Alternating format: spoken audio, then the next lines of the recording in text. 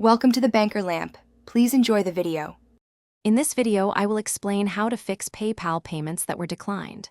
First, always ensure your PayPal balance or linked bank account has enough funds to cover the transaction. Double-check that your credit or debit card details, such as the expiration date and the 3-digit security code, are entered correctly. Also, take a moment to review your PayPal account for any security alerts or messages that might be preventing your payment from going through. These initial steps often resolve many common issues quickly. Many payment declines stem from simple issues. Make sure your billing address on PayPal precisely matches the address registered with your card issuer. An exact match is crucial. If you're using a web browser, try clearing its cache and cookies, or switch to an alternative browser like Chrome or Firefox. Sometimes, using a virtual private network or proxy server can trigger security flags, so temporarily disabling them might help your payment process smoothly. These small adjustments can make a big difference.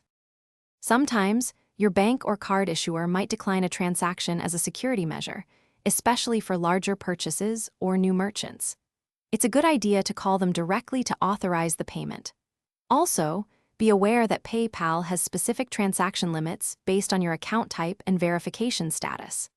If you're hitting a limit, consider verifying more information or linking an additional payment method, like a second bank account or credit card, to provide more flexibility and reduce future declines. If you've tried all the previous steps and your payment is still being declined, it's time to contact PayPal customer support directly.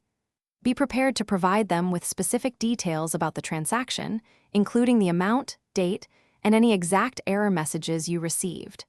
They can access your account information and offer tailored solutions. As a last resort, if the issue remains unresolved, consider exploring alternative payment methods for your purchase while PayPal investigates the problem.